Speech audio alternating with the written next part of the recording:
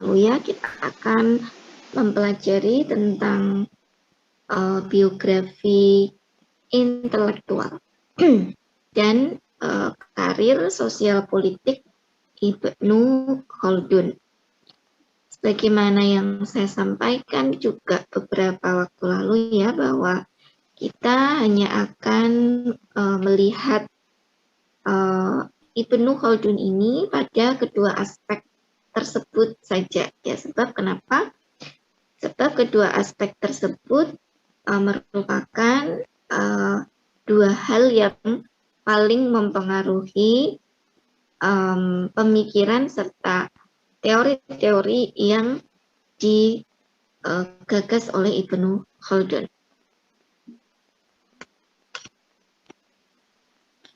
Nah, selanjutnya mungkin saya ingin bisa geser ke slide selanjutnya, Mbak Alin. Saya ingin memperlihatkan ya sebuah peta ya, sebuah peta yang di sini ada beberapa negara, ya ada beberapa negara. Dan kalau Bu boleh nanya, ada yang tahukah di mana itu apa namanya, Maroko, kemudian Western Sahara, Mauritania, Mali, Algeria, Tunisia, ini ada di benua apa ya? Ini ada di daerah mana ya? Ada yang tahukah? Ada yang tahu? Afrika Utara, Bu. Afrika Utara, ini Afrika Utara. Afrika Utara, kemudian atasnya itu apa? Sebelahnya Afrika Utara itu apa? Ada Portugal, Spain, itu mana?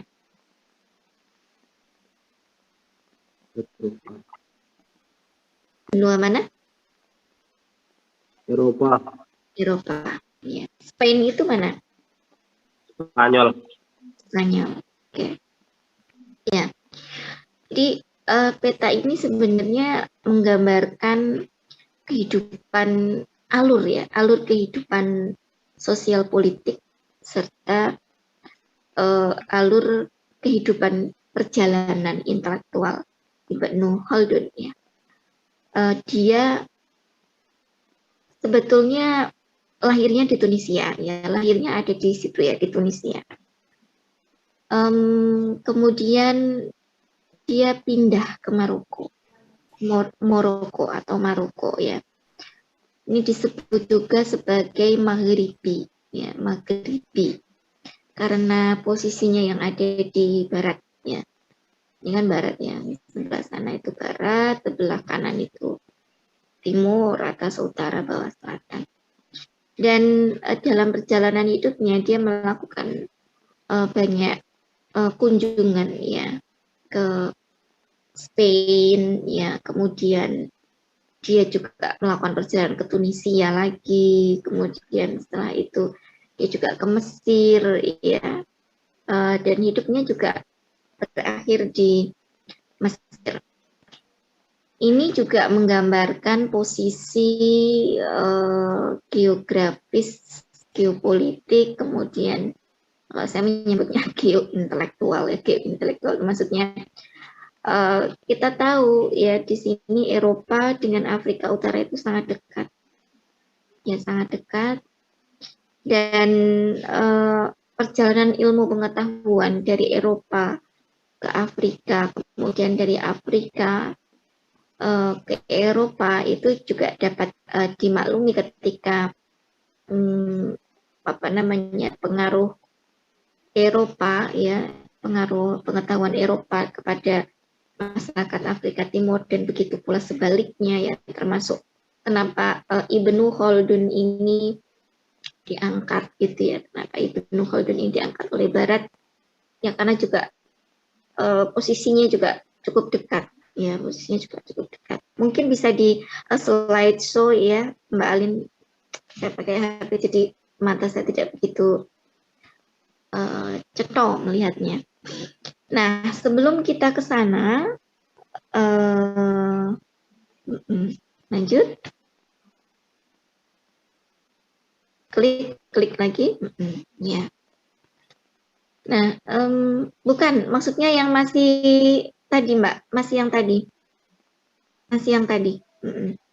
Cuma itu kalau di slideshow memang per bagian-bagian. Ya, itu dulu ya.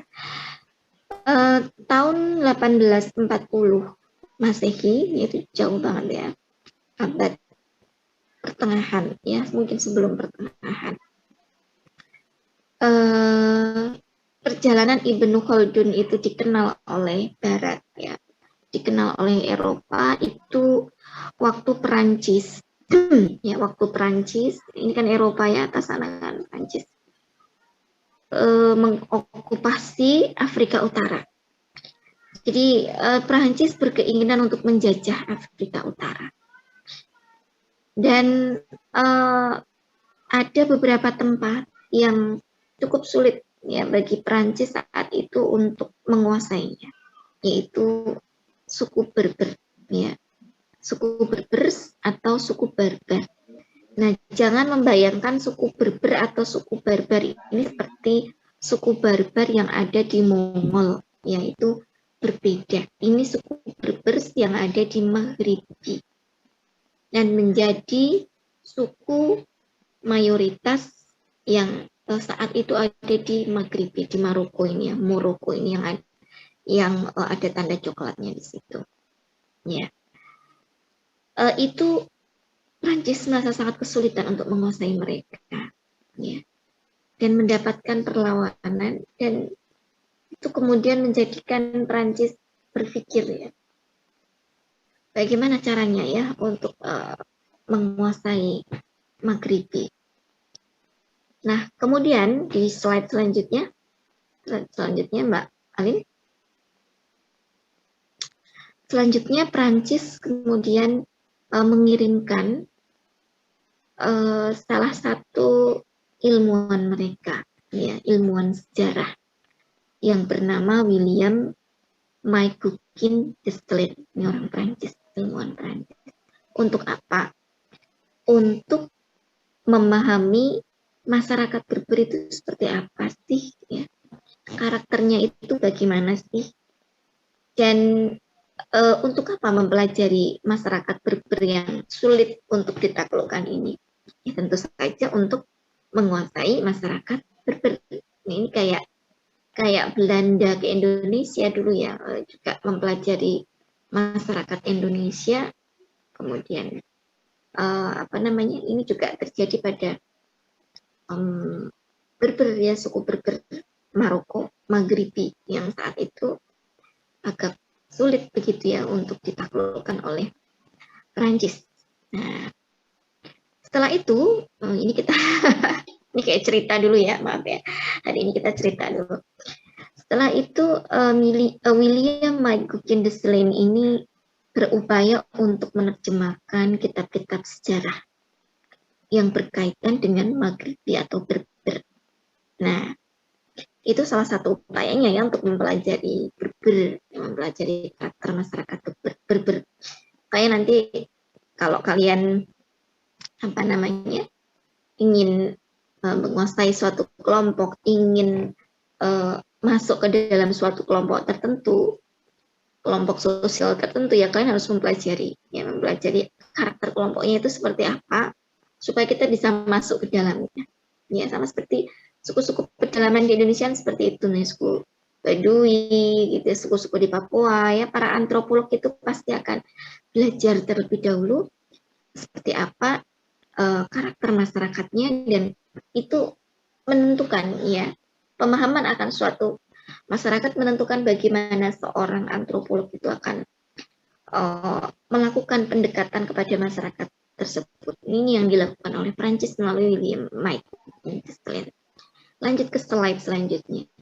Salah satu kitab sejarah yang dipelajari oleh William Maïgoukin Dessalines ini adalah Muqaddimah, ya, Muqaddimah, yang ditulis oleh historiografer Saat itu di mana-mana Ibnu Khaldun itu sering dilabelkan sebagai historiografer, karena memang dia juga menulis tentang apa namanya, sejarah, dan tulisan tentang mukodimahnya itu memang mengkritik tulisan-tulisan sejarah para sejarawan yang sebelum Ibnu Khaldun.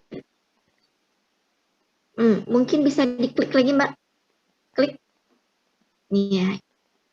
Kok nggak keluar ya tulisan mukodimahnya tadi? Kayak mukodimah ya. Jadi yang disebut dengan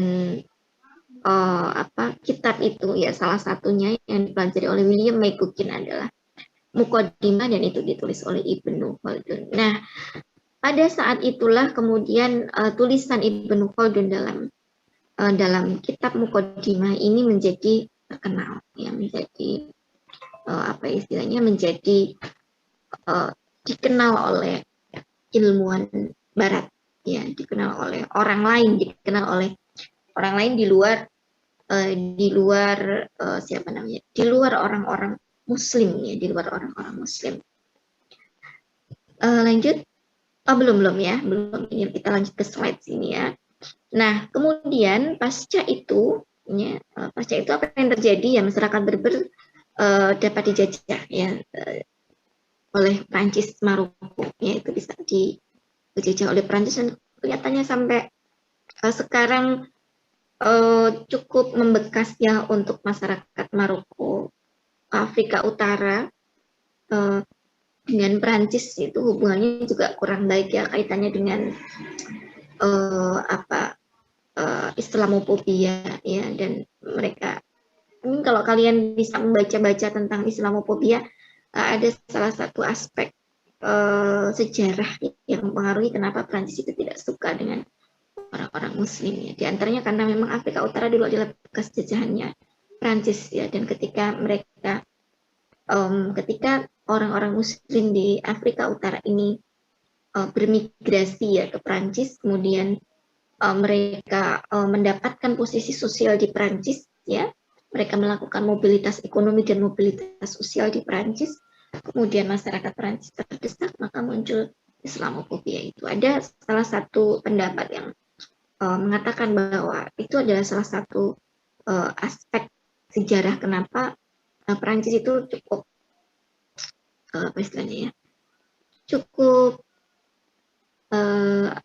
tidak suka gitu ya. Ya, Islamophobia muncul karena salah satunya karena faktor itu.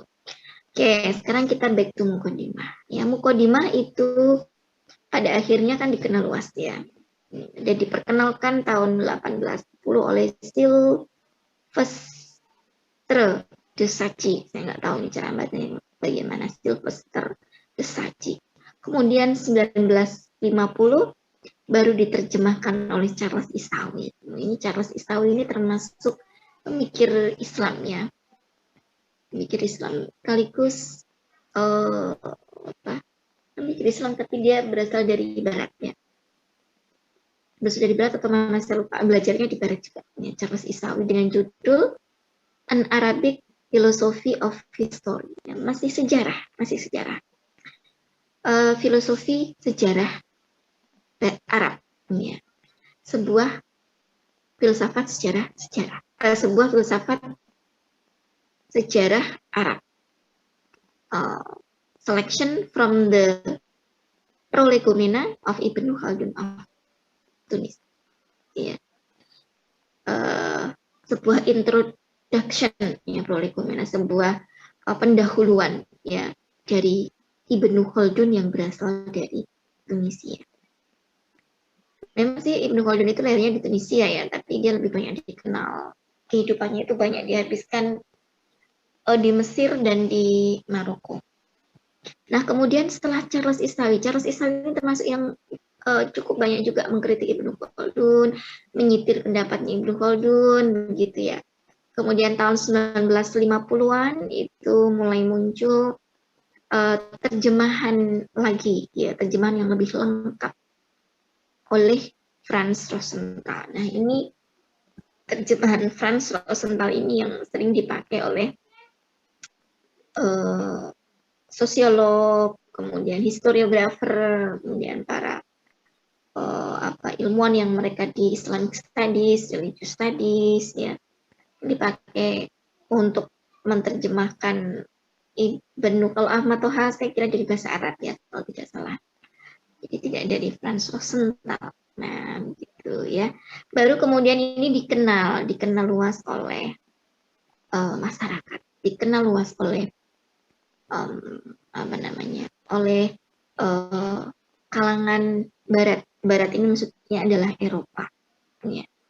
Jadi memang yang mengangkat Ibnu Khaldun itu adalah orang-orang Eropa, ilmuwan Eropa, dan banyak di antara mereka yang mengatakan bahwa Ibnu Khaldun itu sudah menerapkan metode saintifik, metode ilmiah ya, yang sering kita sebut sebagai sosiologi, ya, sosiologi, metode empiris, yang itu oleh orang Eropa baru ditemukan menjelang abad pencerahan oleh siapa? Auguste Comte. Ya, sebelum Auguste Comte sebenarnya sudah ada yang ini ke empiris ya. Bacon, Francis Bacon itu juga sudah menggagas tentang empirisme.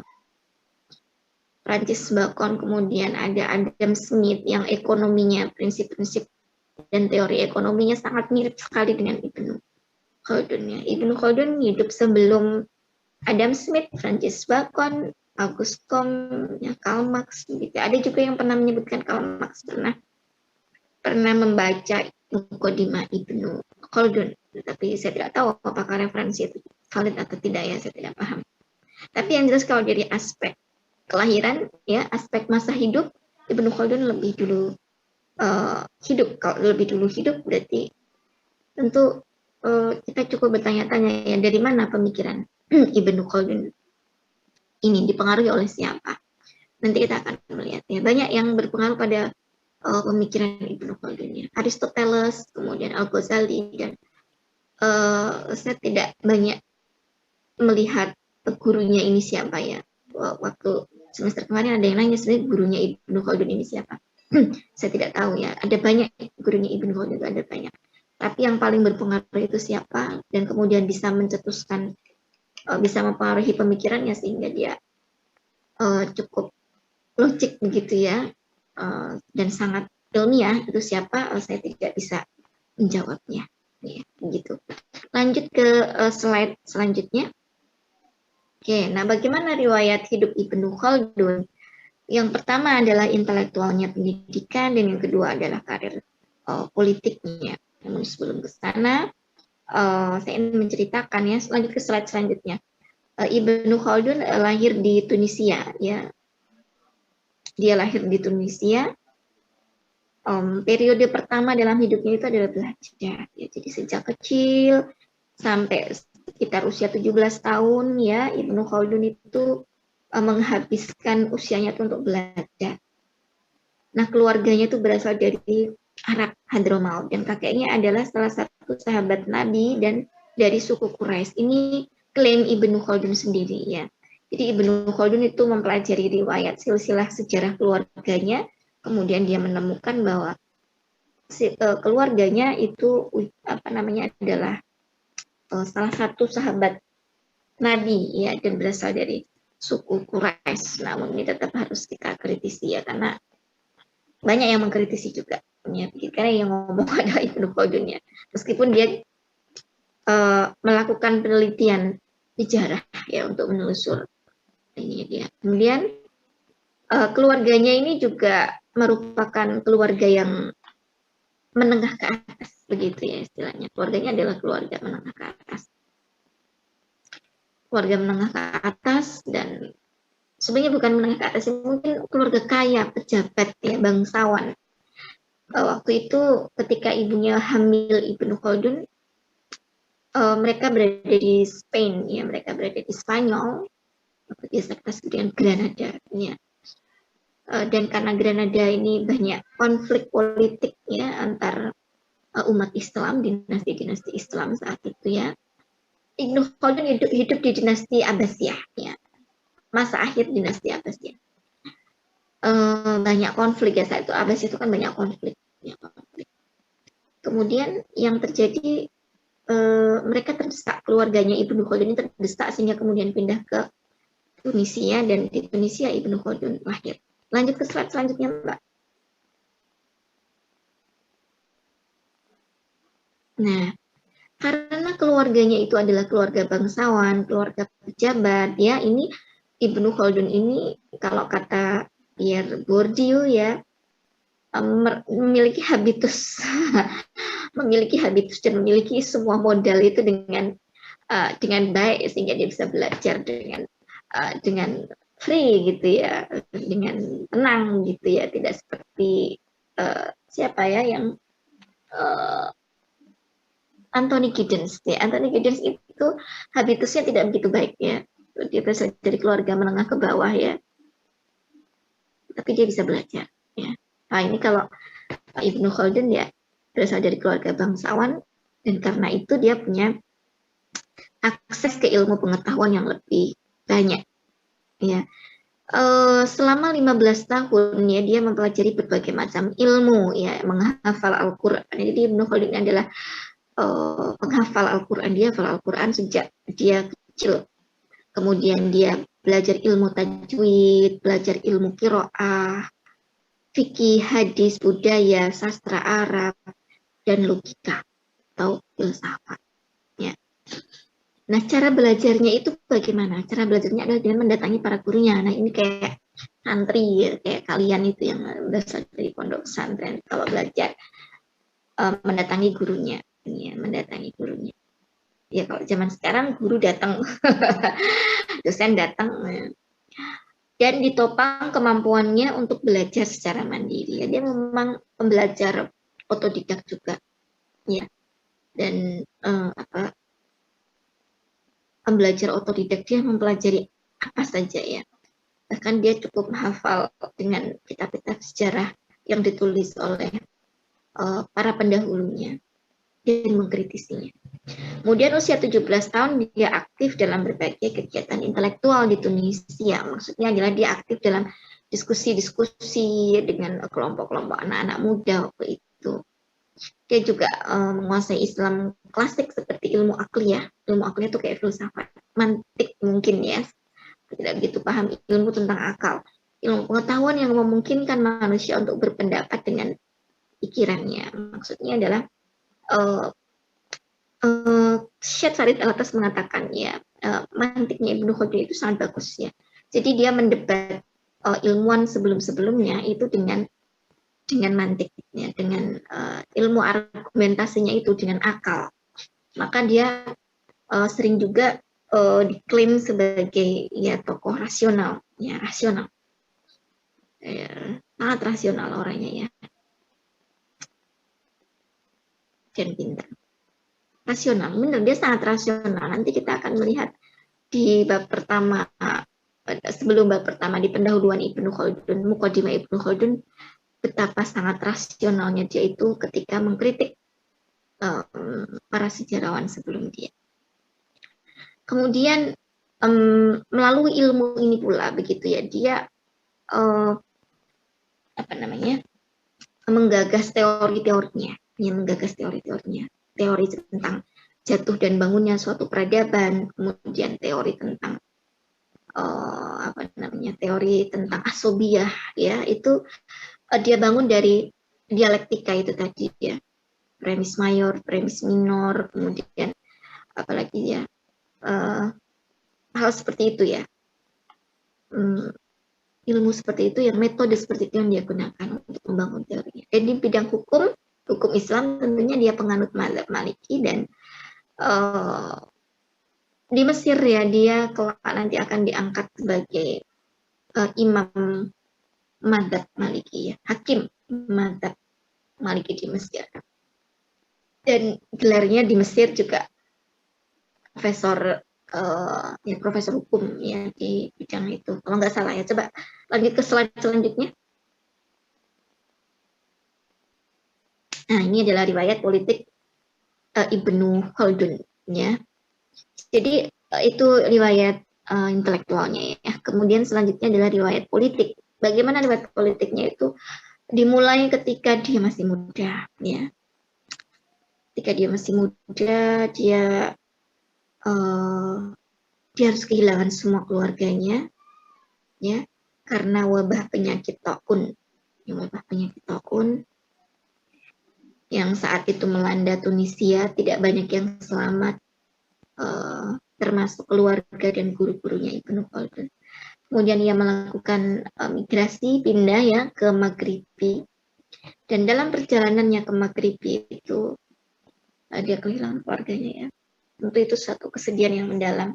Dan setelah itu di akhir masa hidupnya dia juga kehilangan istri dan anak-anaknya yang kecelakaan, ya, di perjalanan ke laut saat mau menuju ke Mesir. Itu menyisakan luka, ya, yang mendalam untuk Ibnu Khaldun. Saya kira kita semua ketika menghadapi kematian atau menghadapi keluarga yang tidak ada, begitu ya, kita pasti akan jatuh. Seperti itu pula Ibnu Khaldun, ya. Dia melakukan perjalanan bersama dengan orang-orang yang selamat dari penyakit Taun itu. Dan ketika dia melakukan perjalanan ke Maghribi, ya, perjalanan ke Maghribi itu kan kita bayangkan Afrika Utara dengan gurun, dengan lahan atau alam atau fisik yang tidak begitu bersahabat, ya. Maksudnya tidak ada motor, tidak ada mobil, tidak ada pesawat, ya, yang itu kemudian menjadikan Ibnu Khaldun selama dalam perjalanannya itu dia melihat suku-suku di sekitarnya, ya, suku-suku pedalaman, ya, dan belajar serta mempelajari karakter mereka selama dalam perjalanannya dia itu ke Maghribi. Lanjut ke slide selanjutnya.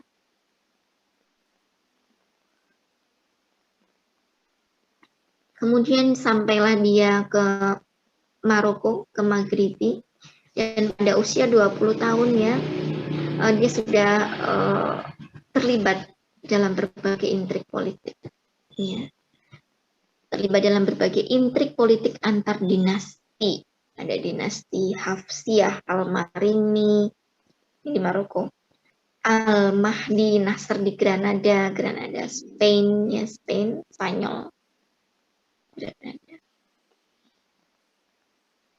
ya, Andalusia. Letak peradaban Islam dulu, ya.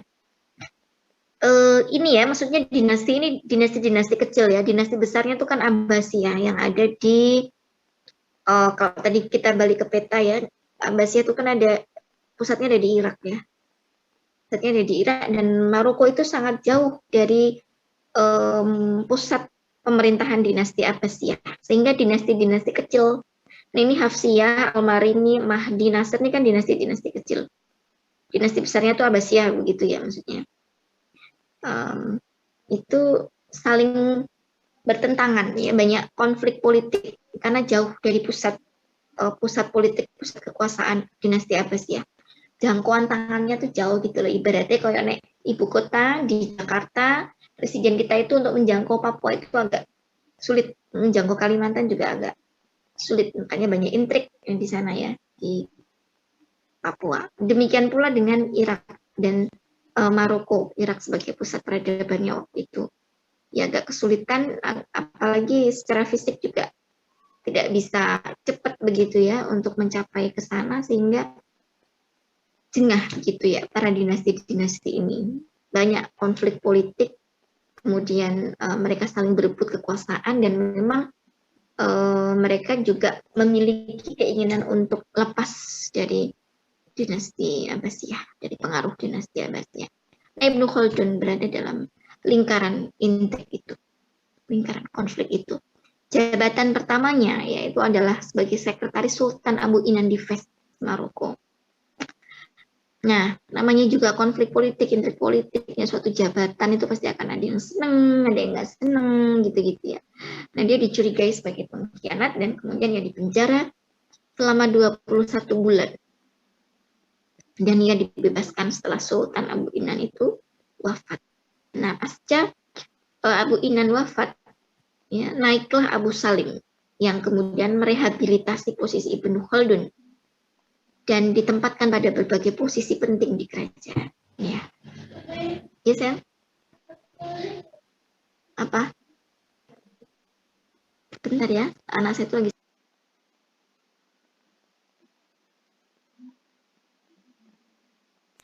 Nah, kemudian Abu Salim itu juga pada akhirnya terbunuh. Itu politikus seperti tidak dibebaskan, dikasih jabatan.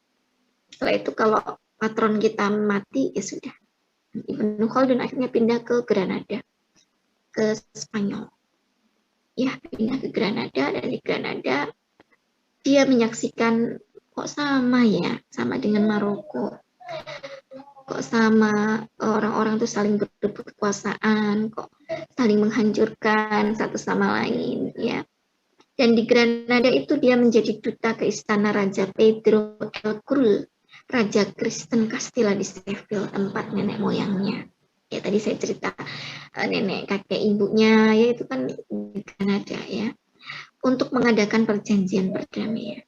Nah di sana dia ditawari jabatan tapi ditolak oleh Ibnu Khaldun. Kemudian selepas dari Granada, dia mendapat jabatan Perdana Menteri Penguasa Bogi atau Aljazair. Aljazair ini juga wilayah jajahan Prancis ya, salah. Kemudian dia pindah ke Konstantin sebagai pembantu Raja Abul Abbas. Setelah merasa tidak dipercaya, ia pindah menetap di Biskra, kota selatan Konstantin Aljazair. Jadi hidupnya itu berpindah-pindah dari satu dinasti politik ke dinasti yang lainnya ya, karena dicurigai, kemudian karena posisinya tidak aman begitu ya, dia kemudian pindah. Nah karena inilah banyak orang ya, banyak ilmuwan barat lain yang menganggap dia itu sangat pragmatis, politisi yang sangat pragmatis. Lanjut ke slide selanjutnya.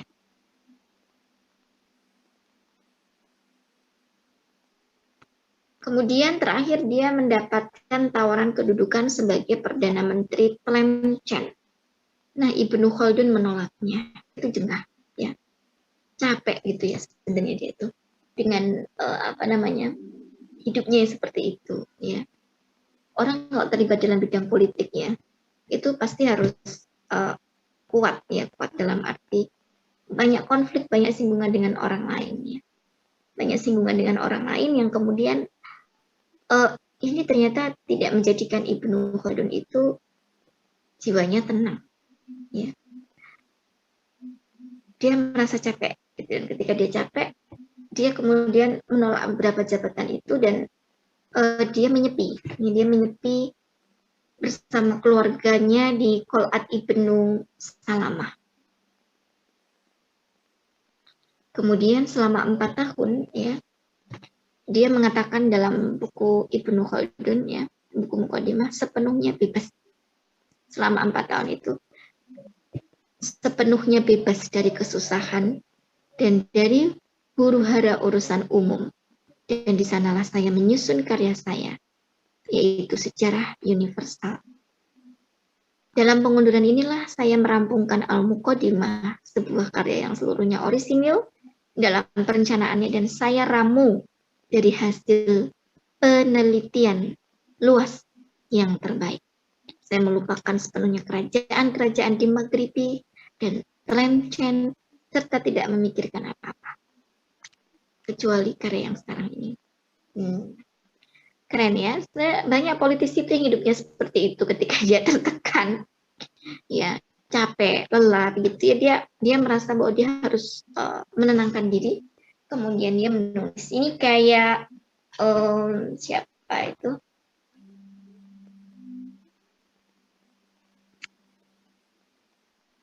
Machiavelli. Ya, saya pernah menulis tentang Machiavelli dan Ibnu Khaldun. Kalian bisa cari di Google Scholar ya, atau di internet ya, Machiavelli dan Ibnu Khaldun. Saya pernah nulis itu, saya bandingkan ya. Keduanya ini sebenarnya sama-sama pragmatis ketika menjadi pejabat, religius ketika menjadi negarawan, kecuali Machiavelli tentunya. Dan sangat akademis ya ketika mereka ingin menuangkan gagasan-gagasannya itu dalam tulisannya, karena Machiavelli pun juga saat dia tertekan tidak punya patron lagi ya, dia menyepi, penjara juga ya dia tuh.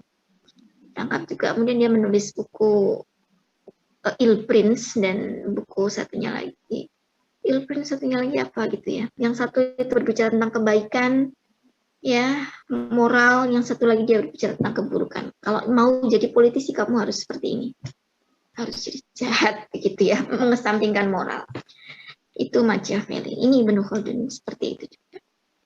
Dia capek ya dengan intrik politik itu.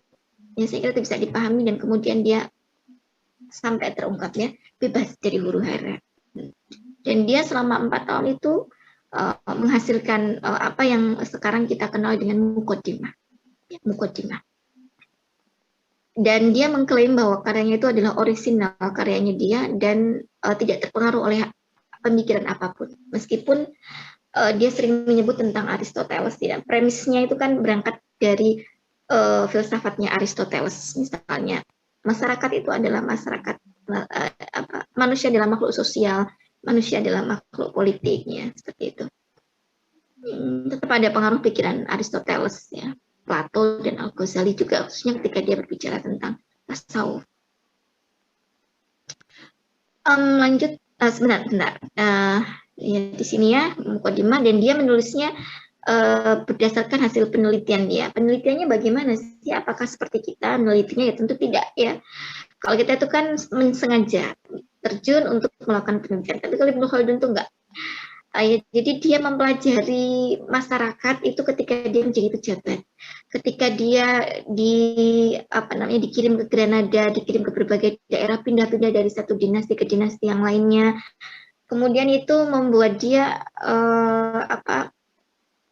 mengabstraksikan hasil penelitian itu. Nah, kalau kalian dapat metodologi penelitian serta metode penelitian kualitatif ya, kalau kita udah dapat data itu kemudian kita coding, kemudian kita tarik ke atas, kita abstraksikan membentuk satu premis tertentu, membentuk argumentasi tertentu. Seperti itu pula yang dilakukan oleh Ibnu Khaldun.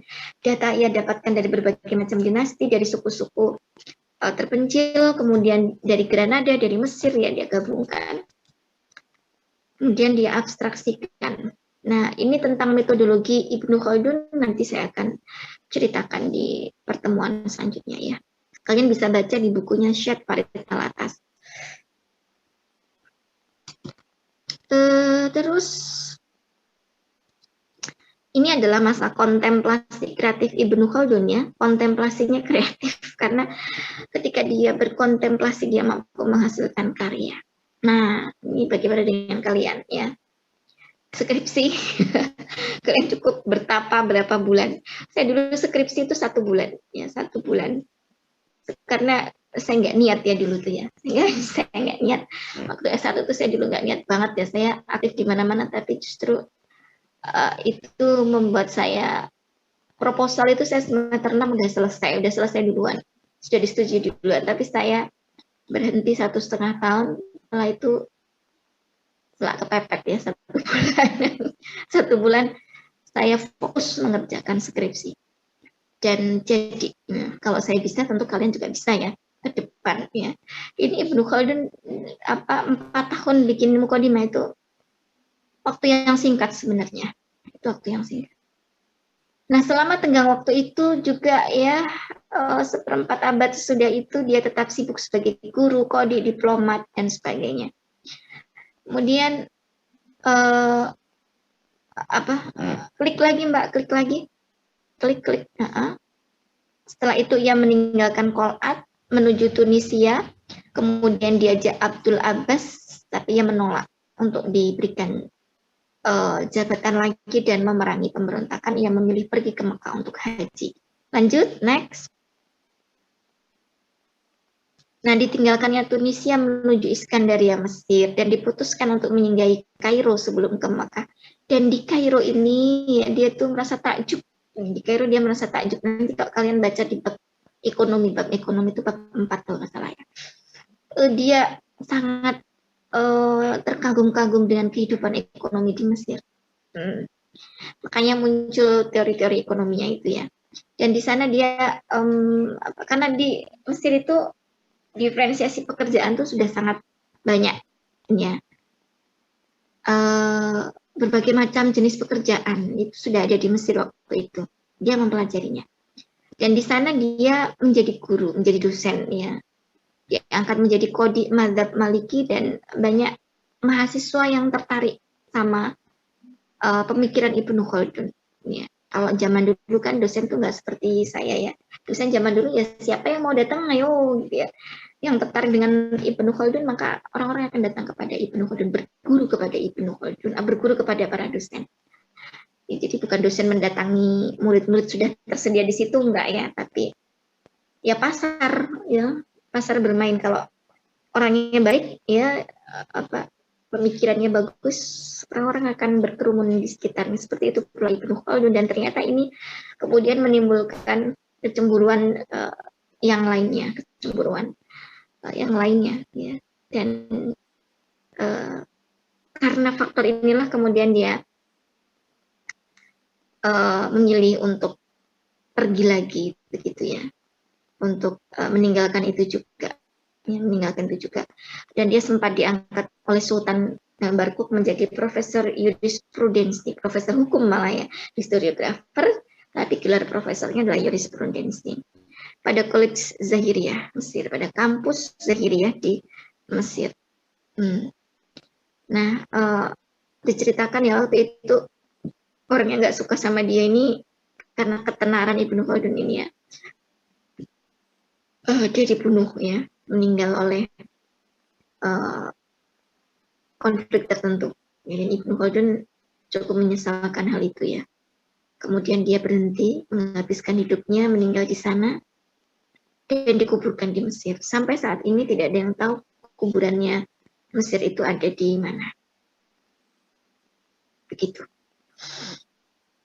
Tidak ada yang tahu. Nah, tapi ada yang berpendapat dia dimakamkan di pemakaman Mesir, di pemakaman para sufi.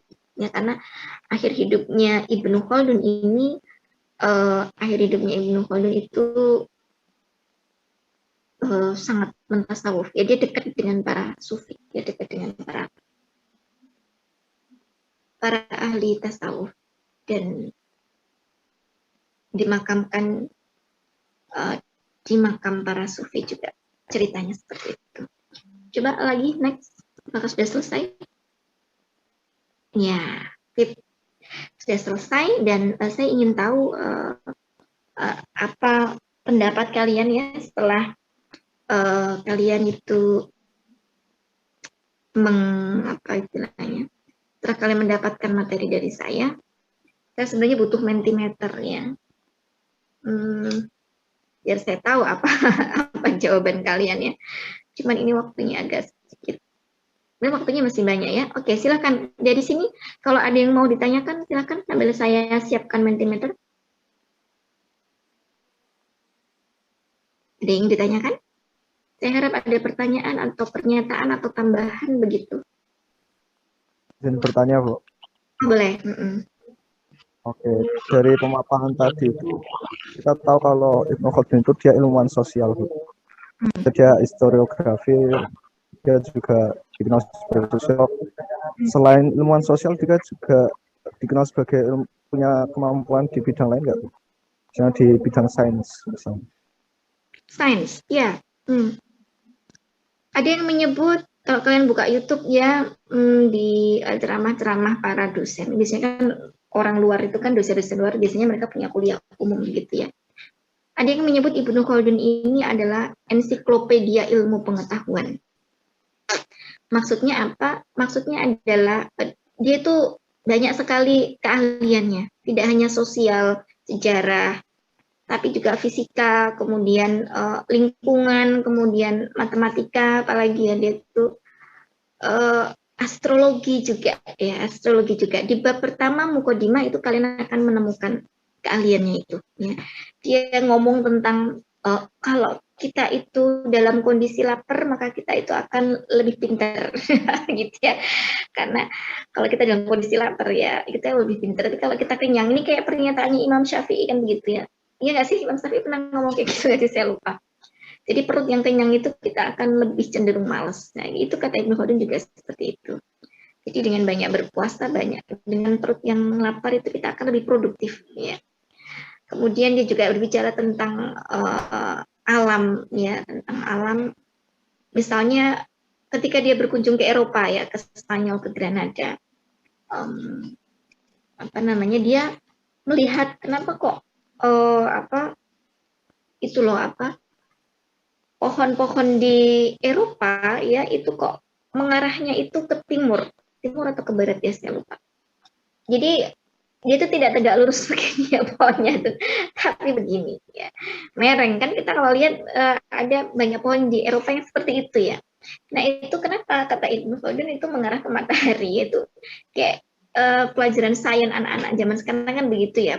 Tanaman itu akan selalu mengarah ke sinar matahari untuk melakukan proses fotosintesis. Nah itu Ibnu Khaldun juga begitu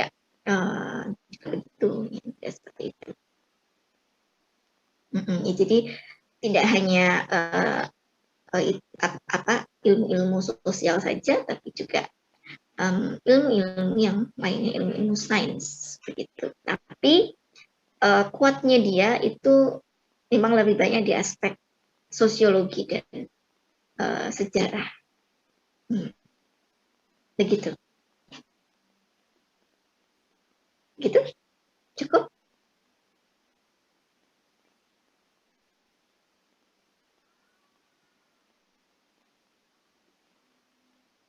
Ada lagi yang ingin ditanyakan?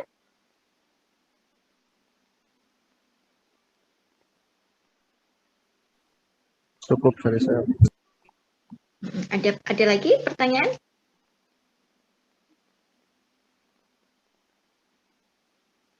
Tadi saya sambil ini bikin Mentimeter dulu sebentar.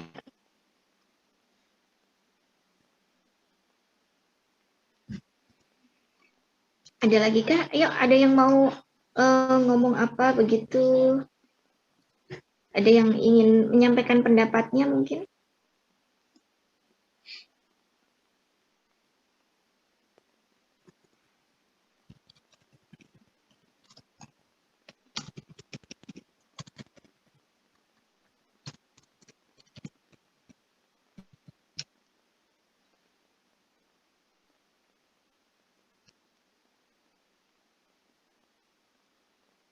Ini saya tulis di sini kodenya ya, kode Mentimeternya.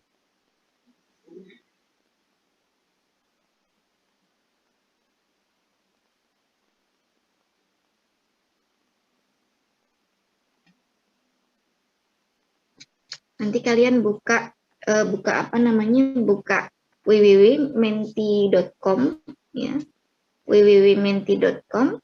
Saya tak join ke Zoom dulu.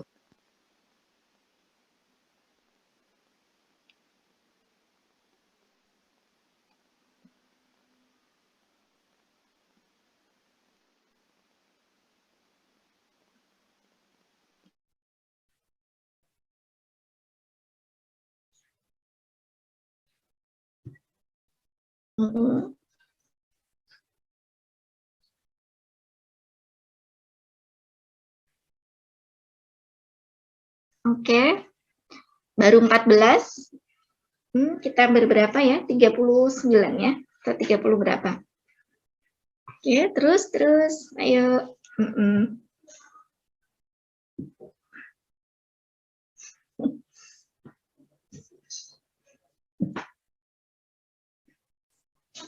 Kakak tolong nyalain kompor, Kak. Terus. Ya. Yang buat goreng. Ya. Terus ya 16. Yuk, masih banyak yang belum join, ayo.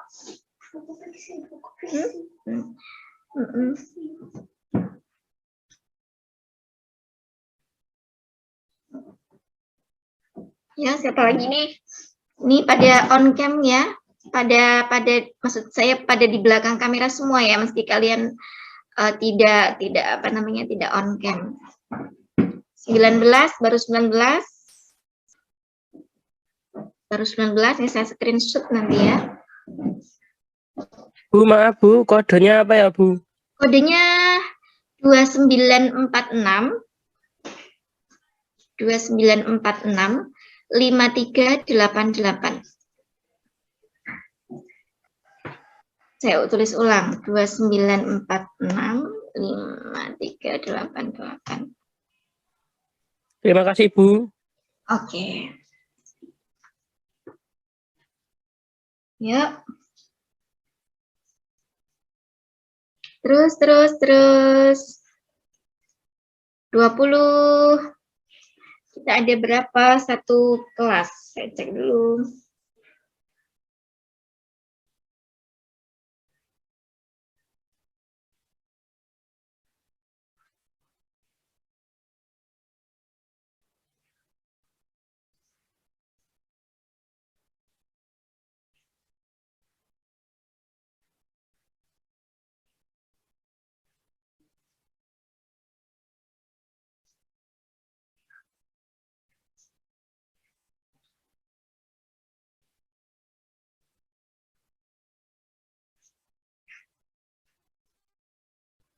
Ya, 25.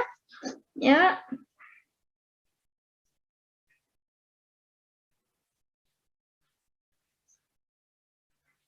Kita ada 41 peserta, berarti ada 40 orang ya, apa 39. Lanjut, terus. Yuk, masih banyak yang belum gabung. Baru 32 ya, emang kita 32 ya?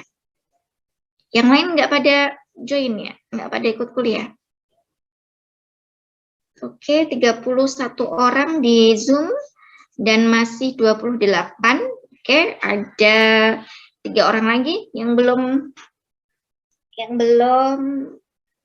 menjawab.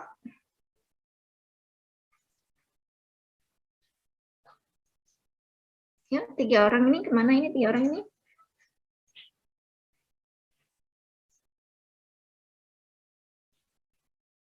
Kelihatan ya? Sudah kelihatan tampilan share screen dari Bu Ui? Sudah, Bu. Oke, ya. Rata-rata menjawabnya lebih ke sifat ya, lebih ke sifat. Oke, ya. Karena memang yang ditanyakan Bu Ui Ibnu Khaldunnya. Ya, sebenarnya kalian bisa mengarah ke pemikirannya, kalian bisa mengarah ke boleh ke sifat, boleh ke pengetahuannya ya. Aku agak gemuk ya di situ ya. Saya nggak kok agak gemuk pakai apa jilbab kayak gini. 29, masih ada 2 orang lagi yang belum masuk. Yuk, siapa ini 2 orang ini? Nah, 1 orang lagi. Tokoh historiografi sejarah, historiografi. Sejarawan. Oke, clear ya. Ya, apa pendapat kalian tentang Ibnu Khaldun? Ya, ternyata kalian melihatnya sebagai sosok politikus, sosok yang pinter, ya, sosok jenius, intelektual dunia, polimer, rasional, cerdas, ya, tokoh sosiologi. Nah, kemudian apa lagi nih? Sosiolog muslim dan politik. Kemudian mukodimah apa ini ya? Pendapat kalian tentang Ibnu Khaldun? Jawabannya mukodimah. Oke, nggak apa-apa. Cerdas dan serba bisa. Ibnu CH ini apa?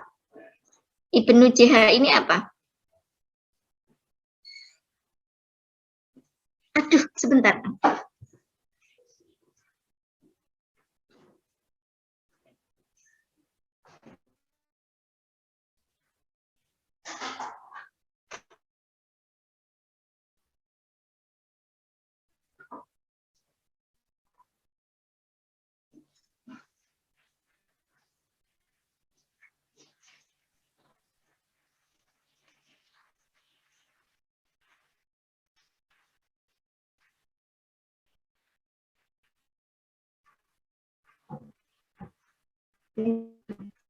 Ya, Ibnu sorry ya ada suara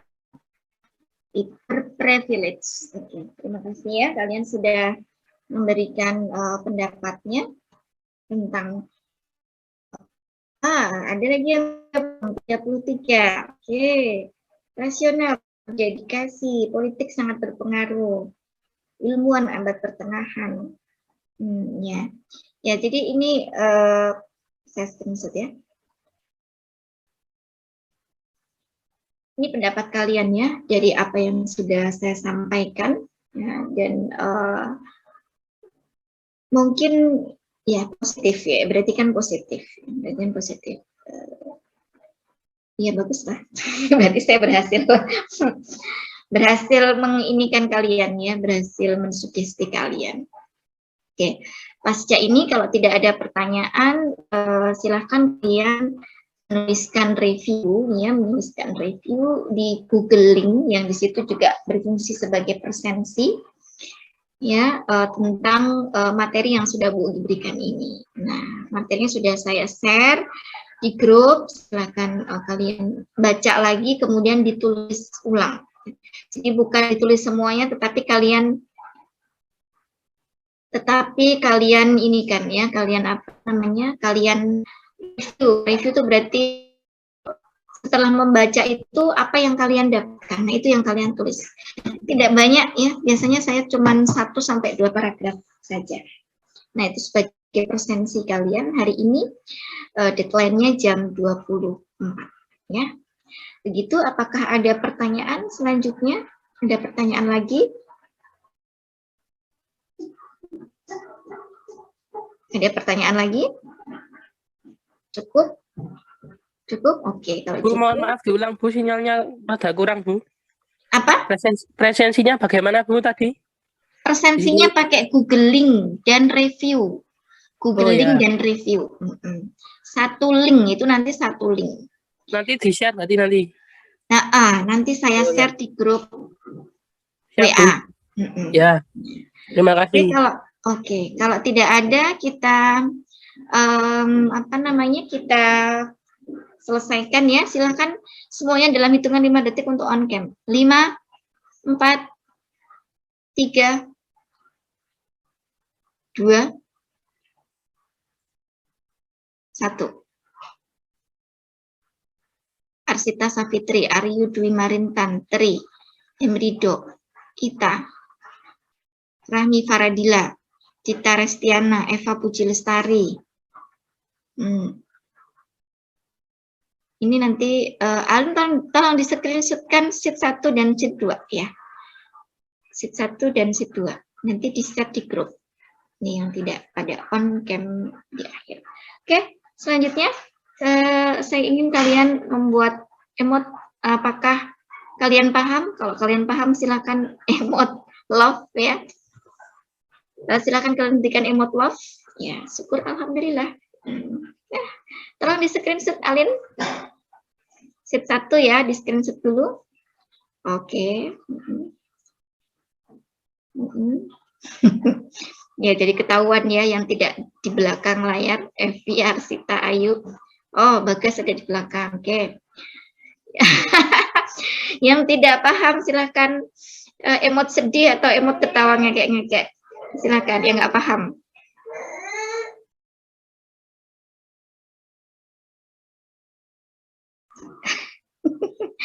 Yang nggak paham silakan ketawa. Oke, nanti yang tidak paham, maaf Bu, ya makanya ada majelis ya, kalau kita lagi kuliah kita udah siap ya dengan baju ya, sudah siap dengan baju, seharusnya begitu. Nanti dipersiapkan lagi ya. Oke, tadi siapa aja tadi yang nggak paham, tolong sekarang bareng-bareng. Yang paham pakai love, yang tidak paham silahkan sedih atau ketawa ngekek-ngekek, silahkan. Ya, kalian tolong di screenshot ya. Ada berapa yang Oke, Eni, Aulia, Susiana. Oke, lanjut ke situ. Oke, ya berarti 50-50 ya. Ada yang paham dan ada yang tidak paham. Oke, tidak masalah. Nanti kalau kalian tidak paham, silakan dibaca slide dari Bu UI dan dibaca mukodimah di bab awal itu ya, di bab awal. Terima kasih, mungkin itu yang bisa Bu sampaikan ya pagi hari ini. Terima kasih atas atensinya, semoga semuanya sehat, dan perlu saya sampaikan bahwa pembelajaran selama 1 pekan ini kita diminta untuk online, ya sampai menunggu edaran selanjutnya, apakah masih akan seperti aturan awal offline atau online, ya begitu ya. Terima kasih. Demikian, wassalamualaikum warahmatullahi wabarakatuh. Waalaikumsalam warahmatullahi Waalaikumsalam. Makasih, Bu. Terima kasih, Bu. Pamit ya. Iya, Bu.